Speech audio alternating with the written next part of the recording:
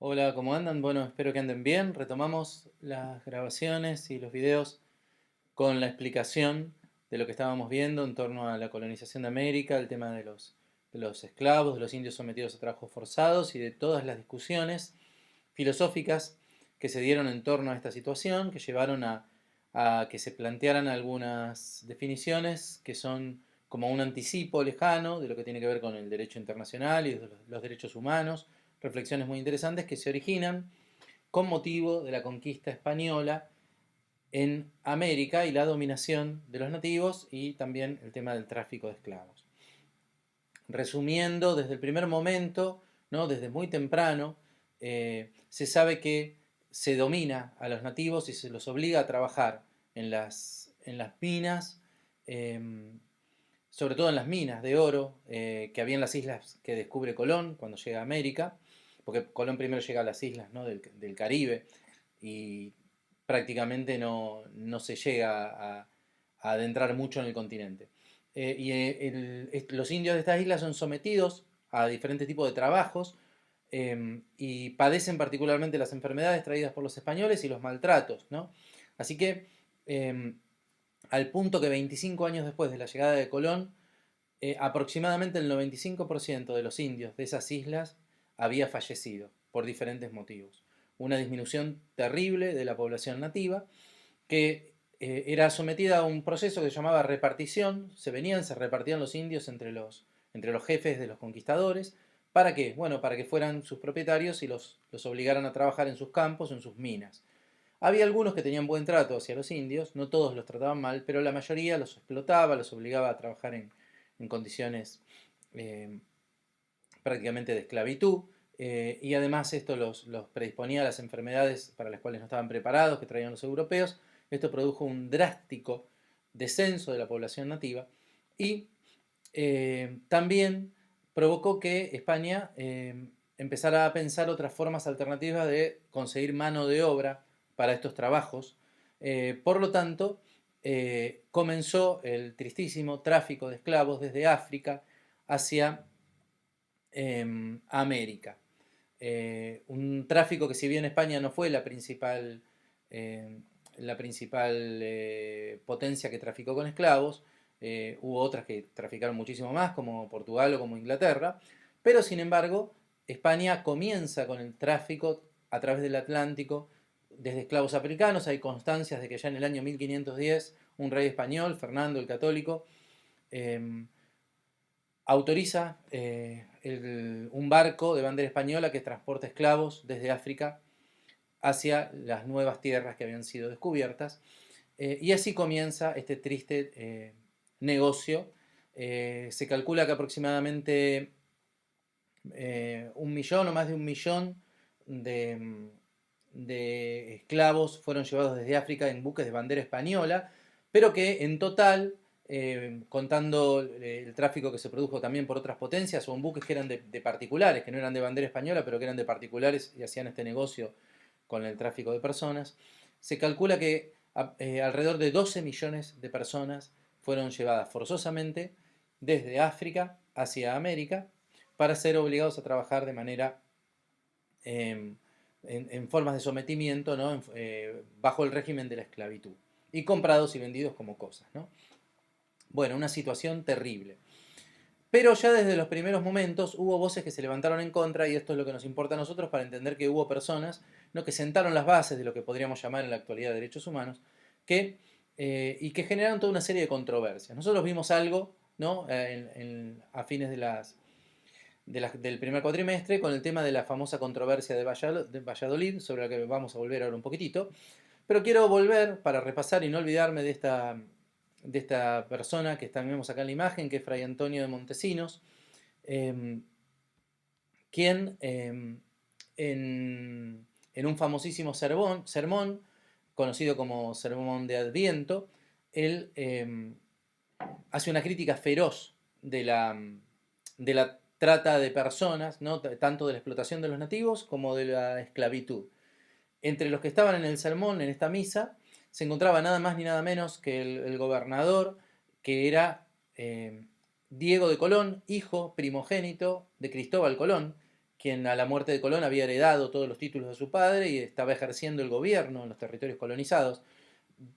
Diego Colón se enoja muchísimo con el sermón de Fray Montesinos, al punto de pedir por medio de una carta, ¿no? Una queja formal para que sea retirado de su cargo, si no se retractaba y no pedía disculpas al domingo siguiente. Bueno, Montesinos hace todo lo contrario. Lejos de retractarse y de pedirle disculpas a Diego Colón, repite el sermón mucho más virulento y dice claramente que la corona no tiene autoridad sobre personas que han sido creadas por Dios de manera libre, que es un crimen el sometimiento de los nativos, es un crimen la esclavitud de personas traídas forzadamente desde África, y que si quieren convertir a los nativos a la fe cristiana, lo tienen que hacer por medio del ejemplo y pacíficamente y no por la fuerza. Todo lo contrario de lo que estaba sucediendo en ese momento, ¿no? Montesinos era de una orden religiosa, los dominicos, esto es un dato importante. ¿Por qué? Porque esto le gana la enemistad de las autoridades eclesiásticas que no eran de estas órdenes religiosas, sino que eran autoridades relacionadas con el clero diocesano y con la corona española. Entonces, esto va a hacer que Montesinos sea llamado a dar explicaciones a España, ¿no? Y que se genere toda una serie de debates que a la larga va a terminar en leyes que van a beneficiar a los indios, a los nativos, que van a ser para protegerlos, aunque lamentablemente son leyes que van a quedar en el papel y que muy pocas veces se van a cumplir, ¿no? De este lado del océano, acá en América. Pero bueno, se escriben, hay una serie de debates y estas cosas terminan siendo un antecedente importante de lo que nosotros llamamos en la actualidad los derechos humanos. Esto se debe en gran medida a este fraile que no tuvo ningún miedo de enfrentarse a las autoridades políticas y militares y eclesiásticas de su momento en defensa de los nativos y en defensa de los esclavos traídos forzadamente desde África. Y va a haber una famosa controversia, ¿no? En España, la famosa controversia de Valladolid. Uno de los enemigos de Montesinos y de sus discípulos va a ser este sacerdote, Ginés de Sepúlveda. Acá tenemos una representación de la época, Juan Ginés de Sepúlveda, que va a defender el derecho de la corona española de sojuzgar a los nativos, de esclavizarlos, de someterlos a regímenes de explotación, ¿no? De trabajos forzados en los campos y en las minas, ¿no?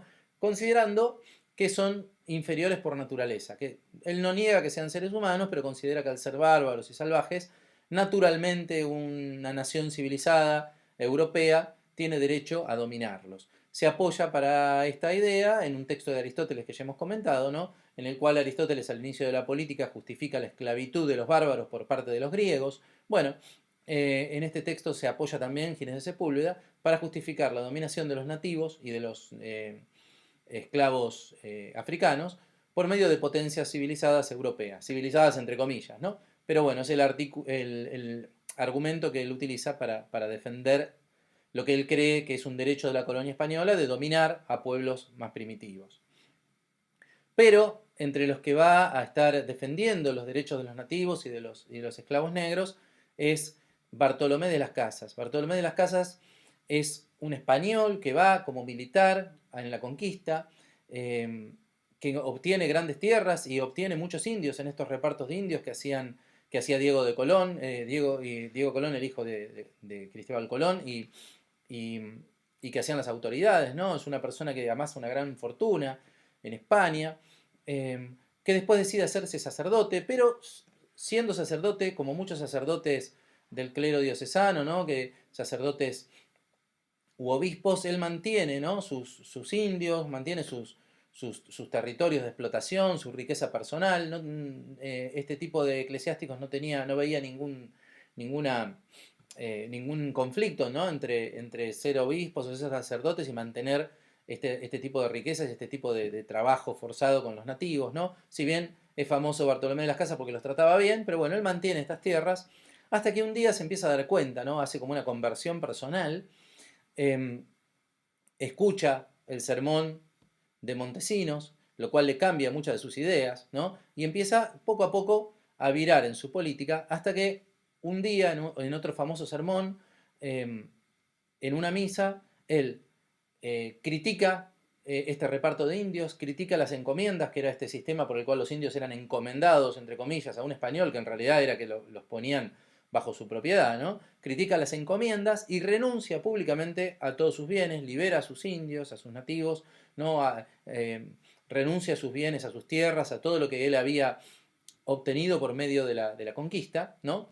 Y sale del clero diocesano, sale de la iglesia institucional para entrar a la orden de los dominicos, que es la misma orden de Fray Montesinos, ¿no? No es de casualidad. Él de alguna manera se vuelve discípulo de Montesinos, se vuelve un abolicionista, o sea, está en contra de la esclavitud de los africanos en particular, ¿no? Pero está en contra de la esclavitud en general, está en contra del maltrato y del sometimiento de los nativos. Y vuelve a España y va a participar de la famosa controversia de Valladolid, discutiendo cara a cara con este muchacho que veíamos recién, Ginés de Sepúlveda, el que defendía el derecho de la corona española. Yo les pasé el link de una película que sería bueno que la vean, se los pasé antes de las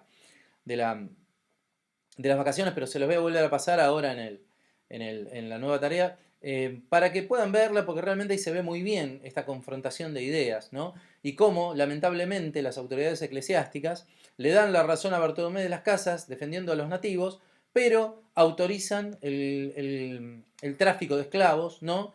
Como una manera de subsanar ese déficit. Porque en el fondo el problema es que lo que necesitaban los españoles era mano de obra barata para lograr una sobreexplotación de las riquezas americanas.